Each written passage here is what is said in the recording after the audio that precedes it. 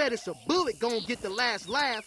My name is Chloe. I started streaming about 3 months ago, pretty much primarily Tekken 8. I do weekly TNSs. The highest placement I got is 17th out of like 250 or something like that. So not amazing, but I'm hoping to get into top 16 soon. I go to monthlies, weeklies. I always get top 8s or win, stuff like that. But I didn't play season 1 too much. I played about 2 weeks when it first came out. Then I didn't play very much until summertime. I played about 2 months in summertime of season 1, and I didn't play season 1 anymore. Then I played for a month when season 2 came out. I didn't play it anymore until I started streaming. First time I ever got into Tekken was actually through my mom. She stayed at home with me and my older brother. My mom played so many different games on PlayStation 1. Like she'd like 100% of all the Crash games, all the Spyro games, pretty much all the classic like PS1 games.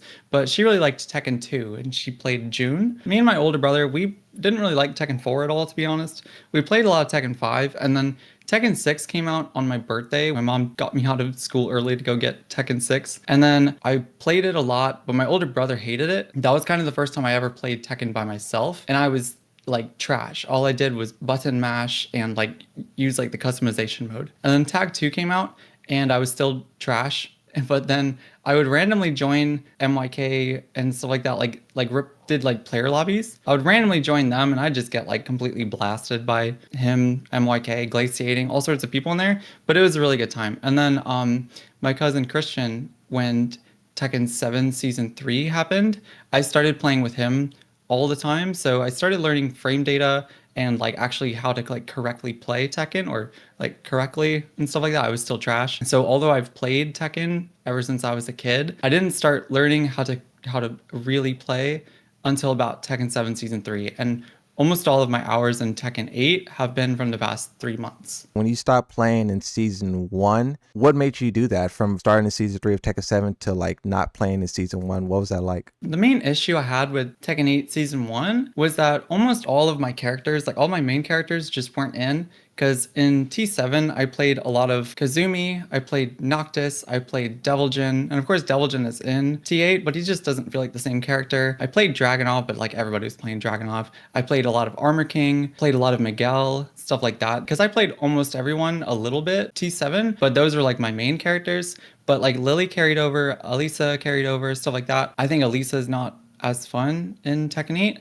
And I played a lot of Lily. The main thing I didn't like about Tekken 8 Season 1 was the chip damage. I just felt like if I played against a Victor or like a Raven or a Shaheen or something, I'm just sitting there blocking. My whole life bar turns gray. I used to get like a lot of messages from people on like Steam or whatever saying that I was a block spammer, like in Tekken 7. Felt like my playstyle didn't carry over that well into Tekken 8, so it was definitely a like learning curve for me. But honestly, the biggest reason I didn't play much of Tekken 8 Season 1 was just because I was just busy with other life things, and then Tekken 8 didn't really spark that interest that I had. Learning from scratch, playing Kazumi in T7 Season 3, just to me felt a little bit more fun than the launch of Tekken 8 Season 1. And how did season two bring you back? Like what did they do differently to where you were like, yeah, this is something I not only want to play, but you stream and then you also do tournaments Friday, right? Where you host tournaments. So like how did season two bring that spark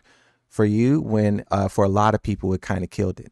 So there were a few things of the T8 Season 2 changes that I like. I think, like, obviously, for the most part, T8 Season 2 was not, like, greatest thing ever, but there were a few changes that I did like the Heat Burst plus frames nerf. I liked that. I liked the overall sidestep buff, although there are, like, S tier homing moves and stuff like that.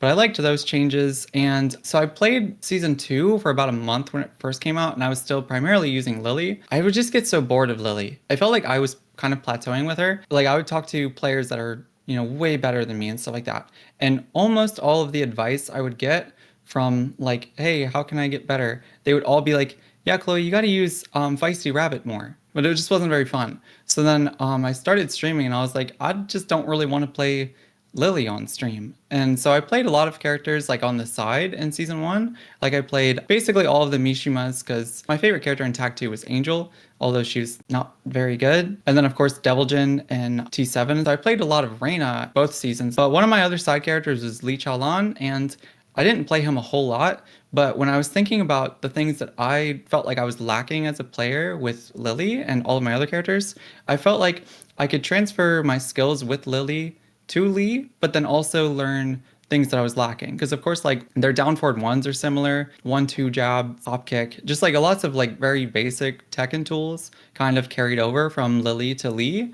But then there was a lot of things where it's like I never really cared to do crazy like counter hit type timing and stuff like that with Lily because of course like her down forward 3 was like 20 something frames. Her forward 4 is basically an eBay Brian 3+4. So it's like that wasn't the same as like a Lee down 3 or a Lee Magic 4, which kind of reminded me of Kazumi. So I started playing Lee. Honestly, I just think Lee is really fun. He's really, really strong. I feel like Lee is both like pseudo natural for me as a character because I did play him in Tekken 7 a little bit, but not very much. But also, I just feel like he, as a character, his tools and his moveset and his game plan, I feel like it's just teaching me to be a better player because it's just challenging me to do things that I didn't have to do with my old characters.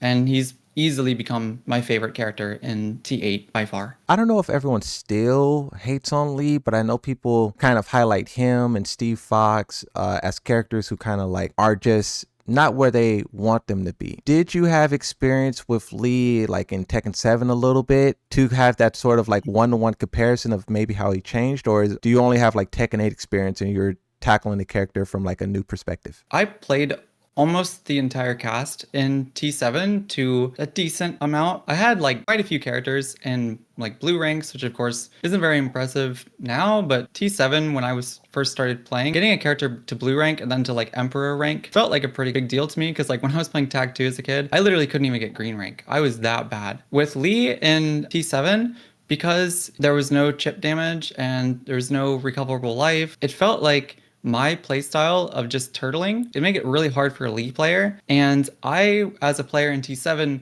didn't really like to commit to unsafe options like with Kazumi or Noctis, even like Armor King. When I would risk something, it would be like I'm doing down back 4 with Kazumi, or I'm doing down back 3 with Noctis, or down back 3 with Elisa, down 3 with Armor King, which like you're risking like a -12 move if they block it, or if they hop kick, then you know. I just wasn't that kind of player. But then in T7 Lee, I felt like if you were playing against a like a turtle style defensive player, you had to do slide mix-ups a lot. I just didn't find that very fun. That was never my style, and I was pretty bad back then. So like the back 2 loops kind of eluded me for a while because the staple in that game was like down forward 2, 4 up 3, back 2, back 2, back 2, and then you do the while standing like screw attack and stuff like that, like while standing 2-3.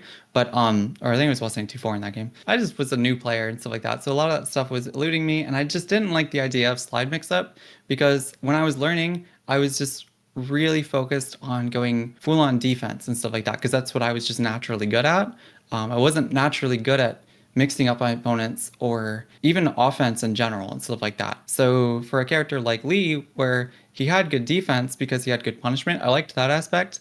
But then for opening people up and getting damage, like when they have a life lead, I just hated doing slide. I didn't like slide mix up. I didn't find that fun. So I personally find Lee way more fun in Tekken 8 than I did in T7. Do you have any ideas of what you want them to do for maybe the game, like on a general sense, but then also for your character? Lee is easier to answer first. I'm in the opinion that I think Lee is really strong. He has weaknesses, of course, but I like that about characters. I think something that they should probably take away from him is wall combo, his spike combo. I think it's really fun, and I think it looks cool, but it's just really good. I think all of those spike combos probably shouldn't be in the game anymore. Lee has one, Leo has one, Alisa has one.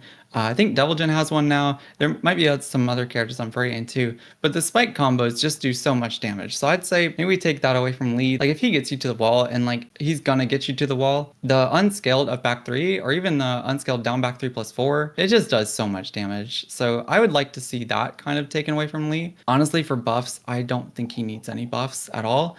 The other thing I would like to see taken away from him, and I know this is hot take, I really don't like that he can do blazing kick QCF4 because when you do 4-4 delay 4, one of his magic 4 options, you can now just do QCF4 and get the screw attack when you used to have to dash forward back 3-3. I still do dash forward back 3-3 because I think it looks cooler.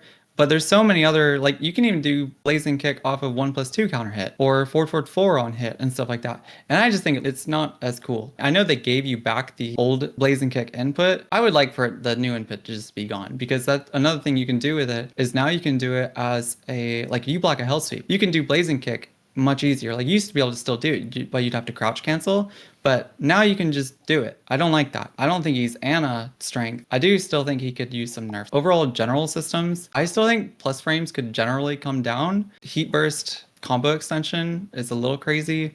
I don't think heat dashes should ever give you a full combo. If you do lead down forward 3-2-3 in heat and it gives you a full combo, that's kind of GG's. Like it does so much damage. I think heat dash like combos should just maybe give you one big hit or something like that. I personally would like for throw breaks to go back to how they were in Tag 2. That's been one of my strengths ever since I was a kid. I was just good at breaking throws because I used to just lab it so much. So I felt like that was kind of a nerf to me a little bit. Even Tekken 7, because throws are easier to break in that game.